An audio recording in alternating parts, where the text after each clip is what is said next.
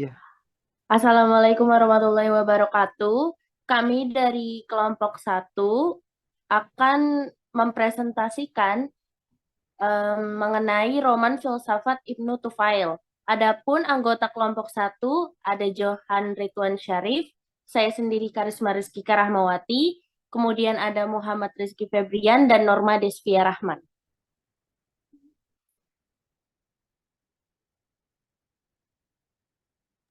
Untuk slide yang Selan- pertama akan dipresentasikan oleh Norma. Yang pertama ada pendahuluan. Dalam filsafat Islam, pemanfaatan kisah sebagai sarana dalam menjelaskan pengetahuan filosofis. Tentunya sudah bukan suatu hal yang baru. Dilihat jauh ke belakang, dalam kitab suci agama Islam sendiri, menggunakan seni sastra. Di antaranya yaitu kisah sebagai cara untuk menyampaikan pesan kepada umat manusia. Simone de Beauvoir menjelaskan bahwa karya sastra memiliki peranan besar dalam menjelaskan pemikiran, termasuk pemikiran filosofis. Banyak para filsuf yang menjelaskan pengalaman batin yang mereka punya dengan menggunakan syair-syair ataupun kisah-kisah yang memiliki makna di dalamnya. Dalam Khazanah Peradaban Islam terdapat sebuah kisah filosofis yang sangat terkenal. Salah satunya yaitu kisah Hai bin Yaksan. Ditulis oleh seorang filsuf Muslim terkemuka yang berasal dari Spanyol bernama Abu Bakar Muhammad bin Abdul Malik bin Tufail Al-Qaisi Al-Andalusi. Merupakan seorang ahli dalam bidang kedokteran, ahli agama, dan gemar menuangkan pemikirannya dalam kisah-kisah ajaib dan penuh dengan kebenaran dalam menggambarkan pemikiran filosofisnya. Ibnu Tufail menuangkan pemikirannya dalam kisah yang berjudul Hai bin Yakzan sebagai suatu bentuk kisah yang lekat dengan pemikiran filsafat serta membahas mengenai berbagai macam permasalahan tentang kehidupan. Suatu kisah yang sangat fenomenal dengan muatan nilai filosofis yang sangat indah. Kisah Hai bin Yakzan sendiri dinilai sebagai suatu karya yang juga dipengaruhi oleh karya ataupun kisah sebelumnya. Selain berpengaruh pada bidang filsafat, kisah Hai bin Yakzan ini juga memiliki pengaruh yang besar terhadap perkembangan sastra. Selanjutnya, ketika kisah Hai bin Yakzan ditulis oleh Ibnu Tufail, maka kisah ini juga memiliki pengaruh yang besar terhadap kisah setelahnya. Dengan membaca kisah Hai bin Yakzan, tentunya dapat menambah wawasan pemikiran serta paradigma baru, berdasarkan pada apa yang telah diketahui bahwasanya kisah Hai bin Yakzan ini sangat menarik sebagai salah satu cara Ibnu Tufail dalam menyampaikan pemikiran filsafatnya melalui sebuah sastra yang berbentuk kisah. Pemikiran terkait dengan kehidupan manusia seputar permasalahan mengenai kehidupan bahkan sampai realitas sejati serta pesan-pesan yang terkandung di dalamnya yang kemudian dapat diambil pelajaran dari semua itu.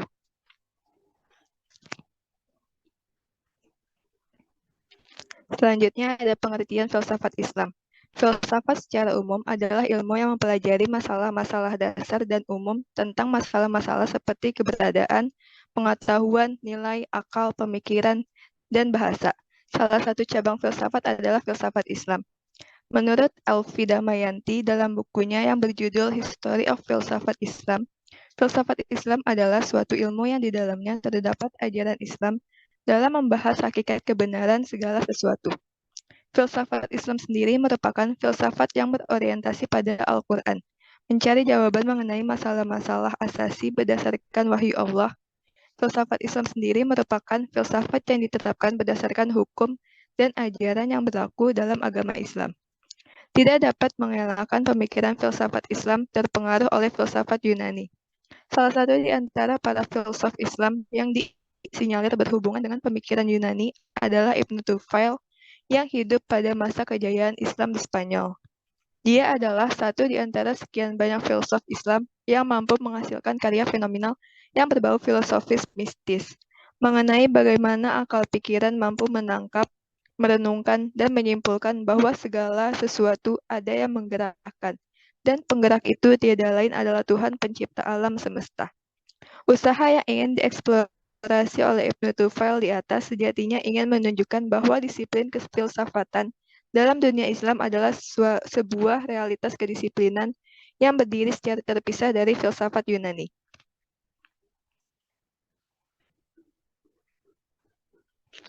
Selanjutnya, Roman Haibiakzan. Roman Haibiakzan adalah cara Ibnu Tufail menjelaskan tentang al-hikmah al-musyrikiyah atau pengalaman mistik sebagai kebenaran dan kebahagiaan tertinggi yang bisa dicapai melalui refleksi filosofis murni atau dengan interpretasi metaforis atas simbol-simbol keagamaan. Menurut Ibnu Tufail, filsafat adalah suluk untuk mencapai kebahagiaan tertinggi. Untuk mencapainya, seseorang yang menyepi dari kehidupan yang praktis sehari, mereka harus mengasingkan diri dari hiruk-pikuk kehidupan sosial karena akan mencemari pikirannya. Untuk mengetahui garis besar kandungan filsafatnya, kita bisa melihat kerangka dasarnya yang mengisahkan dua jenis kehidupan manusia di dua pulau. Pulau pertama berisi kehidupan individu manusia, sedangkan pulau kedua berisi kehidupan masyarakat manusia. Dua jenis kehidupan tersebut coba dipertemukan, tapi tidak berhasil, hanya sebatas saling mengerti. Masing-masing kehidupan itu terkait dengan proses, alat, tingkat, pengetahuan atau makrifat, dan rumusan kebahagiaan yang dapat dicapai.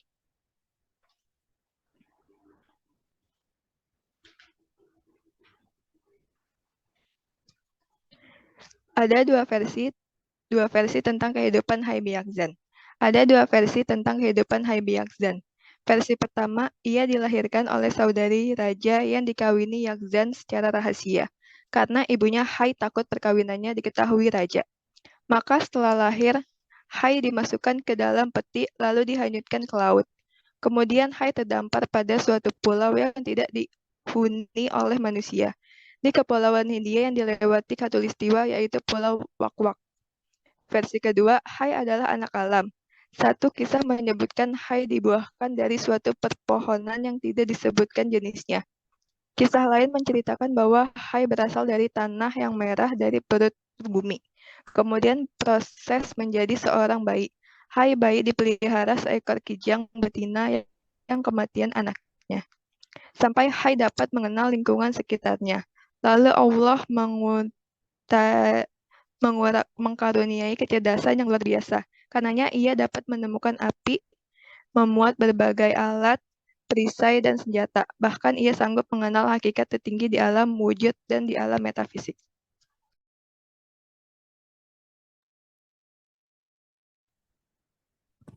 Tak hanya itu, ia juga dapat mengenal semuanya melalui jalan filsafat.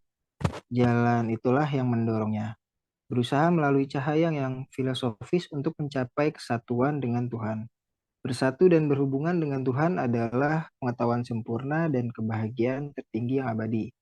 Untuk mencapai tujuannya, Hai masuk ke dalam gua, berpuasa terus-menerus selama 40 hari, dan juga berusaha sekuat-kuatnya untuk memisahkan akal pikirannya dari dunia luar dan dari badannya sendiri dengan jalan merenung memikirkan zat Tuhan agar dapat berhubungan dengannya.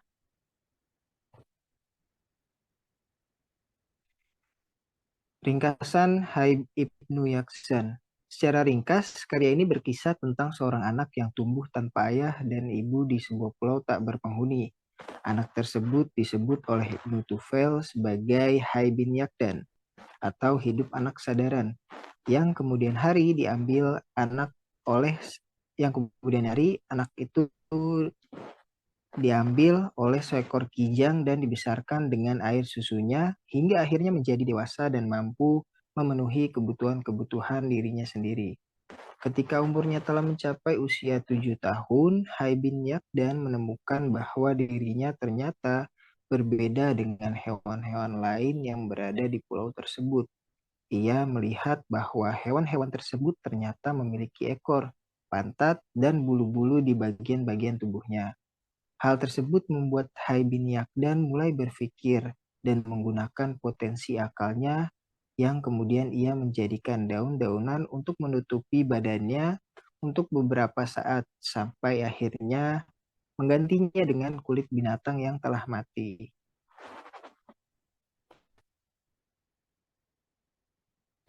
Sampai pada suatu saat, matilah kijang yang mengasuhnya.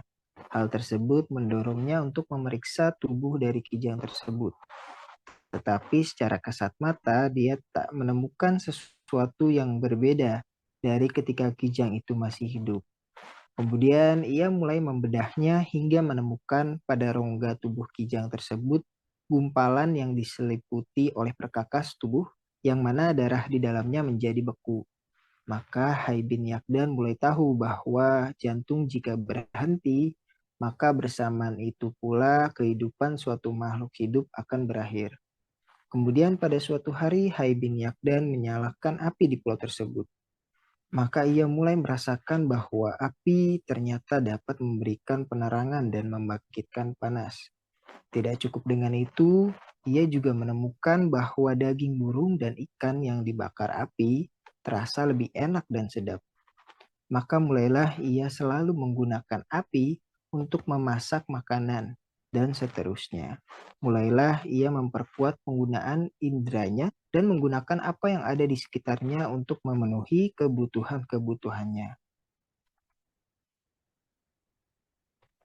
Hai bin Yakdan juga menyaksikan bahwa alam ini tunduk dalam suatu aturan kosmos dan akan berakhir pada titik ketiadaan. Dan yang dimaksud dengan alam adalah segala eksistensi yang imanen dan bisa kita rasakan, dan semuanya itu mempunyai karakter baru yang berarti didahului oleh ketiadaan, atau yang dalam teori penciptaan disebut sebagai creatio ex nihilo. Karena setiap peristiwa baru mengharuskan adanya yang mengadakan, dan hipotesa ini akhirnya membawa Hai bin Yakdan pada suatu kesimpulan tentang sang pencipta atau the creator. Dan ia juga menyaksikan bahwa segala eksistensi di alam ini, bagaimanapun berbedanya, ternyata mempunyai titik-titik kesamaan, baik dari segi asal maupun pembentukan. Maka ini mengarahkannya pada pemikiran bahwa segala yang ada ini bersumber dari subjek yang satu atau causa prima. Maka ia pun mengimani Tuhan yang satu.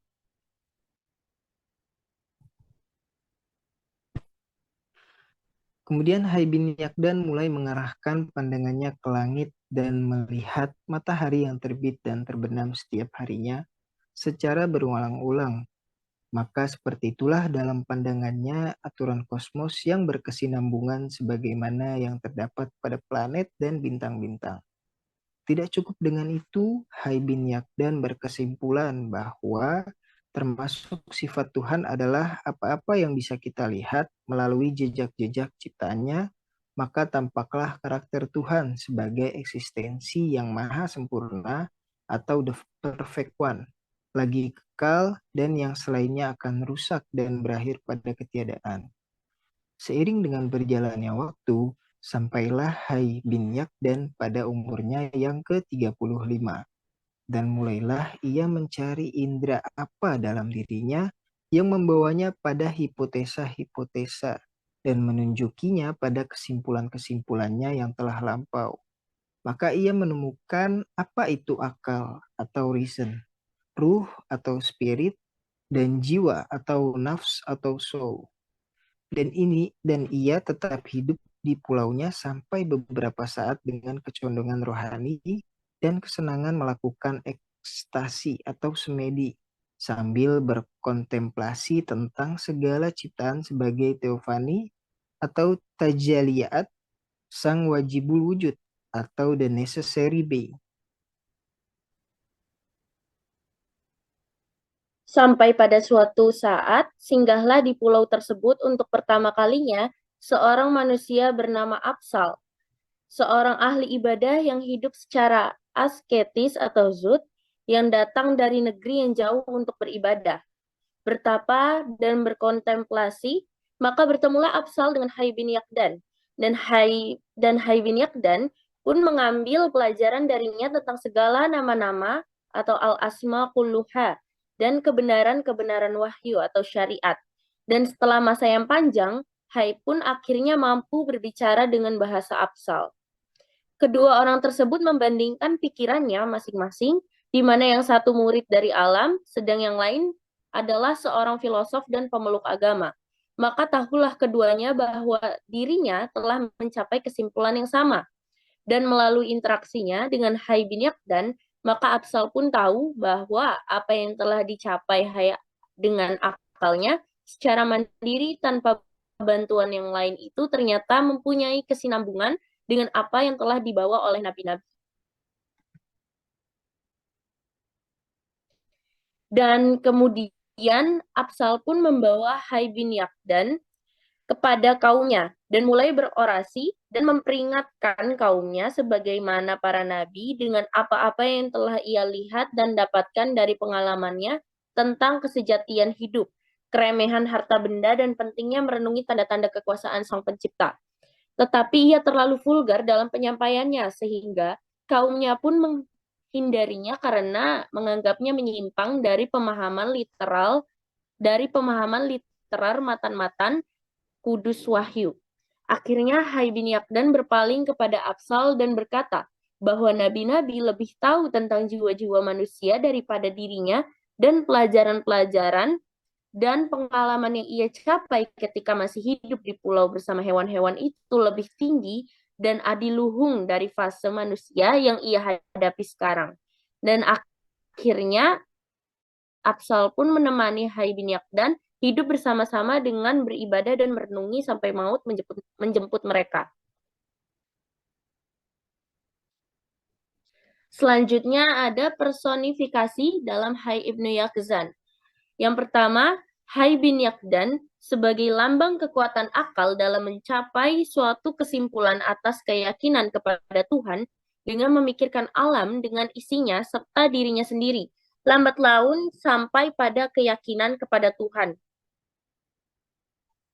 Tokoh Absal sebagai lambang hidup tokoh agama yang dengan memikirkan wahyu sebagai kebenaran, lambat laun sampai kepada keyakinan kepada Tuhan. Dari sini terlihat kesesuaian antara agama dan filsafat.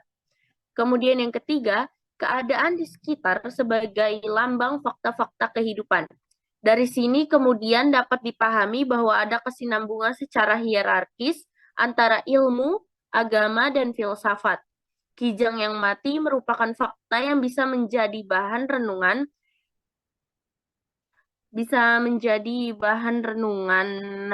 Hai bin Yakdan.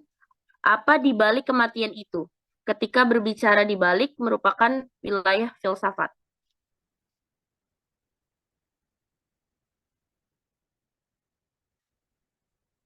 Di roman filsafatnya Ibnu Tufail juga ingin menyampaikan bahwa kebenaran ternyata memiliki dua wajah internal dan eksternal yang sebenarnya sama saja, dan kedua wajah tersebut berkaitan dengan dikotomi dua kalangan manusia, yaitu kalangan khawas yang mampu mencapai taraf kecerdasan tertinggi baik melalui diskursus filosofis maupun pencerahan mistik atau kasyaf, dan kalangan awam yang tak mampu mencapainya dan hanya mampu mengerti bahasa literal dari matan-matan kudus wahyu keagamaan. Ibnu Tufail membagi perkembangan akal pikiran manusia menuju hakikat kebenaran dalam 6 bagian. Yang pertama, dengan cara ilmu Hai bin Yakdan, yaitu dengan kekuatan akalnya sendiri, memperhatikan perkembangan alam ini, bahwa tiap-tiap kejadian mesti ada yang menyebabkannya. Kedua, dengan cara pemikiran Hai bin Yakdan terhadap teraturannya peredaran benda-benda besar di langit seperti bulan, bintang, dan matahari.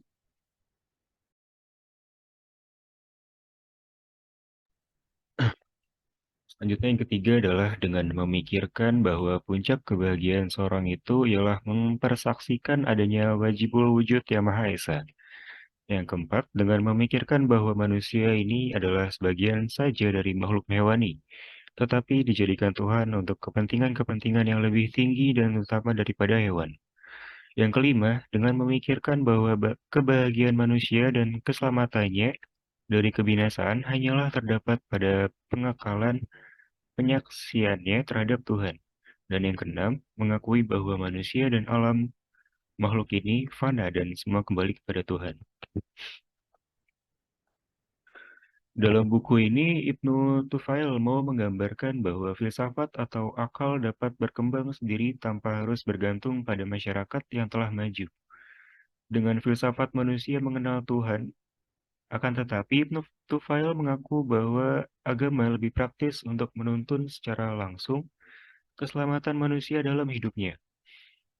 Filsafat itu dapat dipakai untuk makfirat kepada Tuhan, tetapi untuk amal kehidupan manusia itu sendiri, filsafat itu terlalu ideal dan juga teoretis. Maksud lain dengan hukum itu ialah Ibnu Tufail ingin menjelaskan bahwa agama pada dasarnya sesuai dengan alam pikiran atau filsafat. Dengan akalnya atau filsafat, manusia akan dapat menyelami maksud agama. Hanya dalam beberapa perihal, utama dalam soal-soal peribadatan atau ubudiyah, seperti sholat, puasa, haji, akal manusia masih terlalu lemah untuk menyelami hikmahnya yang sebenarnya. Lalu kesimpulan. Dalam filsafat Islam, pemanfaatan kisah sebagai sarana menjelaskan pengetahuan filosofis bukan suatu hal yang baru. Dalam khazanah peradaban Islam terdapat kisah filosofis yang terkenal, salah satunya yaitu kisah Hai bin Yaqzan, ditulis oleh Abu Bakar Muhammad bin Abdul Malik bin Tufail al-Qaisi al-Andalusi. Dalam menggambarkan pemikiran filosofiknya, ia menuangkan pemikirannya dalam kisah yang berjudul Hai bin Yaqzan. Menurut Evi Damayanti, filsafat Islam adalah suatu ilmu yang di dalamnya terdapat ajaran Islam dalam membahas hakikat kebenaran segala sesuatu. Filsafat Islam sendiri merupakan filsafat yang berorientasi pada Al-Quran. Pemikiran filsafat Islam terpengaruh oleh filsafat dari Yunani.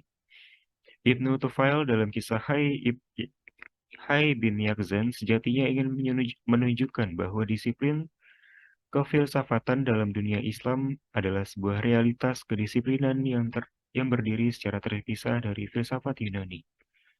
Roman Hai bin Yaqzan adalah cara Ibnu Tufail menjelaskan tentang al-hikmah al-masyrikiyah sebagai kebenaran dan kebahagiaan tertinggi yang bisa dicapai melalui refleksi filosofis murni atau atas simbol-simbol keagamaan.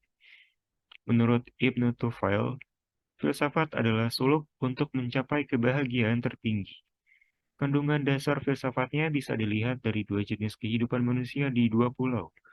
Pulau pertama berisi kehidupan individu dan pulau kedua berisi kehidupan masyarakat.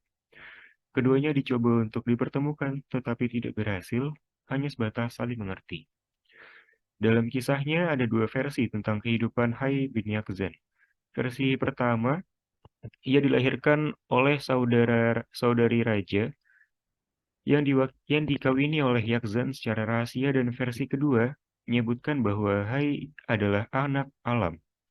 Ia juga dapat mengenali semuanya melalui jalan filsafat.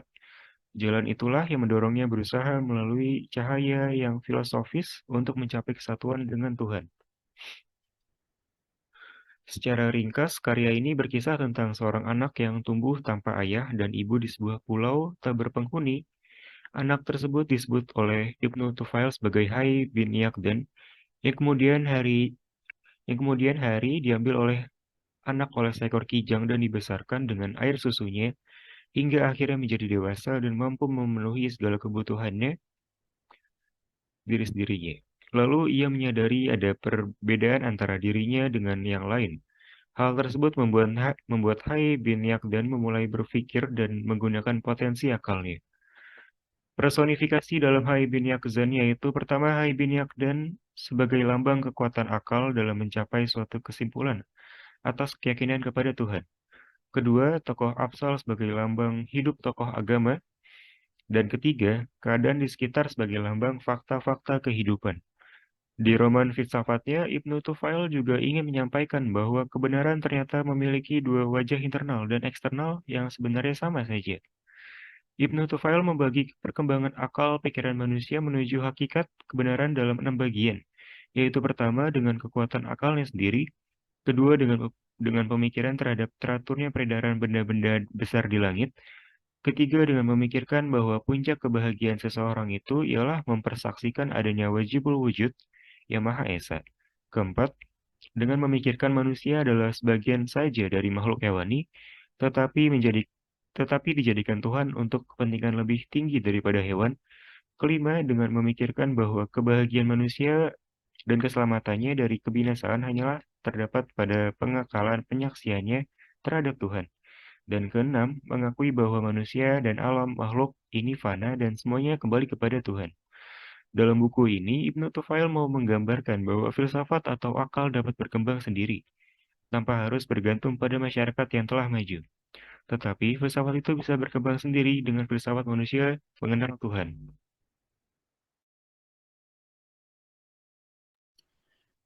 Baik, sekiranya begitu presentasi dari kelompok kami. Kurang lebihnya mohon maaf. Semoga apa yang kami sampaikan bisa bermanfaat bagi teman-teman. Wassalamualaikum warahmatullahi wabarakatuh.